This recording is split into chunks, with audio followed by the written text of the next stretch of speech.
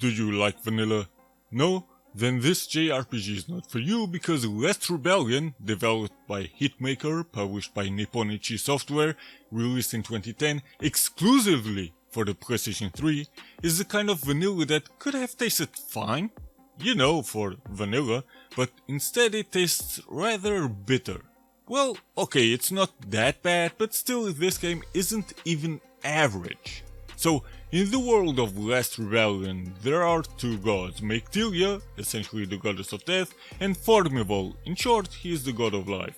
However, Formival broke the harmony of the world by reviving the dead. So since Meictilia is the goddess of death, the humans started to pray to her so the balance of the world could be restored, especially since the revived people aren't really alive per se. But since she doesn't give much of a shit, neither does Formival, instead of doing something herself, some humans got blessed by the gods and got divided into two groups, the ones that take life away, called Blades, and the ones that seal souls, called Sealers.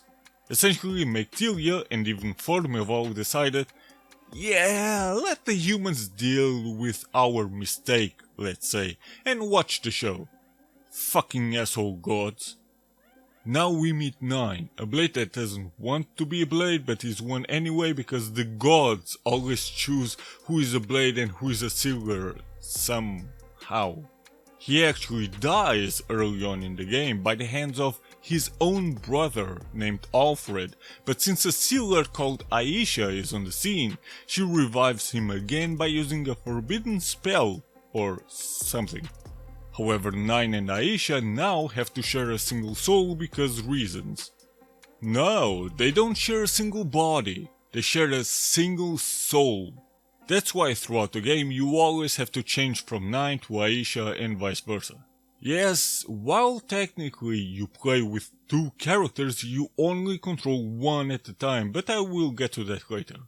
So now 9 wants to kill Alfred, Aisha needs 9 to take care of some demon, I guess, and Alfred's motive for killing the king and even 9 ultimately is just because he's still horny for his dead girlfriend.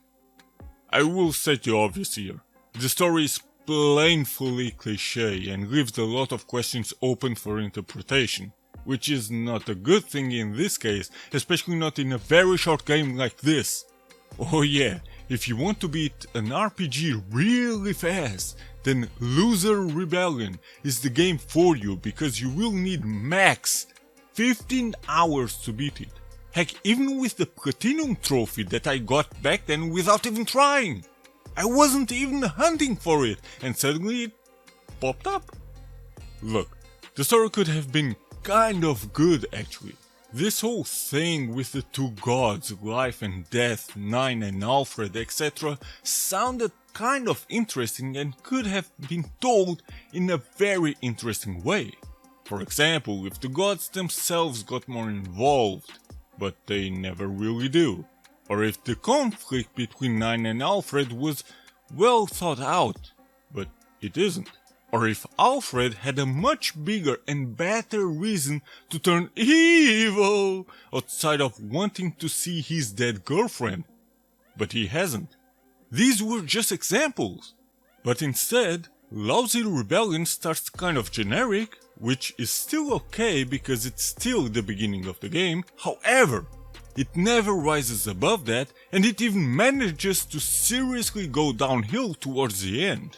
Without spoiling it too much, Alfred is just an idiot and the story barely has a decent conclusion. Even the gods turn into a joke for some reason because you get an interaction with Meictilia at some point and she turns herself into a monster you can summon? Well, you can't really summon her on your own. Later on you will see this MF bar and it fills up the more you get attacked. Reach 100 and Meictilia will attack on her own and then the bar goes down back to 0. I really don't understand why this was necessary, but this just adds to the negatives of limited rebellion. What makes the game worse are the characters actually. Aisha is just your generic broad, there's nothing much to her. But hey, at least you can see her panties, and it is always a good thing. Always. 9 is just trash. I'm not sure if this was the decision of the developers or just a massive localization fail, but 9 is a character that is kind of an introvert, but at the same time wants to have attitude, to be an annoying, cocky piece of shit. Sometimes I just wanted to punch his face in. And what is the deal with this cat chick that calls 9 daddy? That never really gets explained, or at least not well at all. This whole deal though is kind of okay, and no, I won't even bother to remember the names because, seriously, I don't give a shit. One thing that really baffled the shit out of me was the music. I mean, during gameplay the music is fine. Just like Aisha as a character, the music is just generic stuff. However, the opening is sung by this man, and my question is, why? This shows that the developers were more interested in getting star power for the game than actually developing a good game. And if you still have no idea who he is, then you really need to watch something. Visually you might think that this is a PlayStation 2 game, and yeah, it looks like it. Maybe even PSP. There is absolutely nothing that makes you think, wow, this certainly is a PlayStation 3 game. Absolutely nothing. Literally everything looks very simplistic, monotonous, and actually even lifeless. There might be an area here and there that could look kind of interesting, but other than that, the illustrations in the loading screen are kind of nice, but beyond that, lifeless rebellion is a joke. But the real problems start right here. So you walk around in this very boring world and have to fight some enemies like a typical JRPG. Even though the fights are not random at all since all enemies are on the field, the battle system still is turn-based. But I will get to that later. So walking around from point to point in itself is actually fine. However, once an enemy spots you and you want to just run away, yeah, it's more luck than anything else if you can even escape him, because he will follow your ass around for a very long time. Meaning it's almost impossible to avoid any kind of battle, and if that's the case, then why not make the battles random? Meaning the enemies don't even need to appear on the field. Because it seems to me that the developers wanted to make the battles random, but realized that the world they've created is so boring and empty that adding monsters on the field would solve the problem. It fucking doesn't. Fleeing an enemy is almost impossible, however even worse is that the enemies respawn way too fast. You beat an enemy and he respawns after 10 or 15 seconds? I mean, that makes searching for enemies to grind a whole lot faster, but still, why? In fact, you don't even really need to grind at all. Well, okay, maybe just in the very beginning of the game, but after that, you will never need to grind.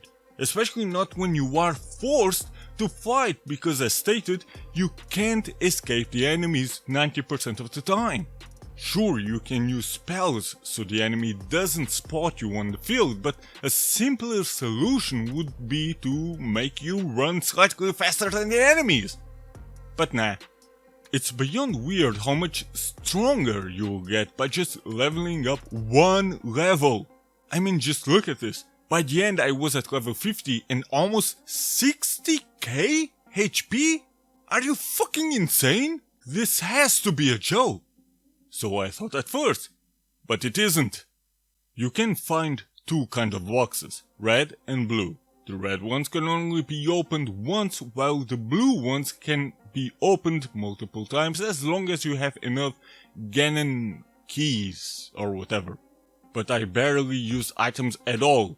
I actually think I never used a single item, because it's not needed, so the items inside chests are just collectible shit.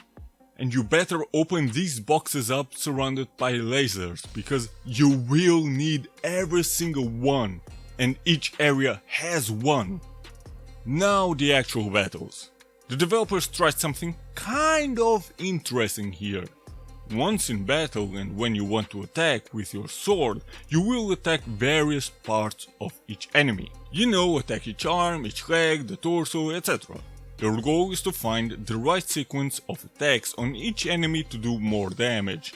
Now, in itself, this is kind of interesting, but it will get annoying real fast because always trying to find the right sequence of attacks is trial and error over and over again. At least once you found the right sequence, you can actually tell the game to memorize it, so next time you just need to recall that sequence again. But until then, it's kind of a tedious process of trying to find the right sequence. Once again, in itself the idea is actually kind of okay, but it could have been implemented better because you might think these percentages over here would help you out trying to find the right sequence, but they are irrelevant for that. These red areas, let's say, just mean that if you hit the enemy in that area, he will go rampage the next turn and hit you with a stronger attack. But still, we don't need to worry too much about this because they never get really challenging. Just like the whole game isn't challenging at all. Yeah, not only is this a very short game, but also a very easy one at that. Sadly, you always have to change between 9 and Aisha during battle. Yeah, two characters, but they share the same HP, MP and even CP. HP and MP should be obvious, but CP might not. So here's the deal. Each physical attack you perform uses up CP no matter with whom.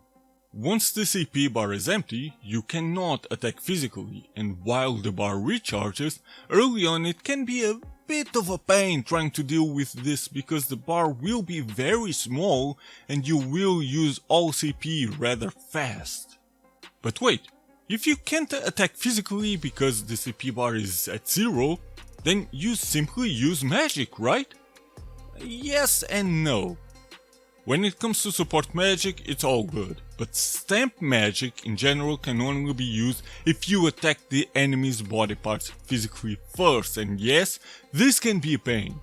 I mean, why do I need to attack with a sword first to be able to use any kind of magic attack? But I get the idea behind it. It seems to me that the idea is that you need to break the enemy's body parts first before they can be damaged by magic attacks. But if you don't use stamp magic the turn right after you've used physical attacks to break the enemy's body parts, then those same body parts regenerate and you have to break them again. Meaning you have no chance to do something else between the physical attack and the stamp attack. In my opinion, the developers tried to be a bit too smart with this one. I mean, the idea might have sounded good on paper, but in practice it turns more into a pain having to deal with this. But what really makes the system an even bigger pain, effectively slowing the game down even more, is the fact that once you defeat an enemy, he won't die. Aisha has to come in and actually seal the enemy, and if she doesn't, then the enemy will revive again and be slightly stronger. But no, you won't get extra EXP for defeating him again. And no, 9 cannot seal the enemies because he's a blade, not a sealer. Again, the developers were trying to be too smart here. Or not smart enough. But at least you can attack as many times as you want and even who you want as long as you have CP, so you don't really need to attack just one enemy per turn. That was kind of nice actually, but it doesn't help the game much. A few more things to end this. You can forget about NPCs because the game has none. It doesn't even have cities or anything.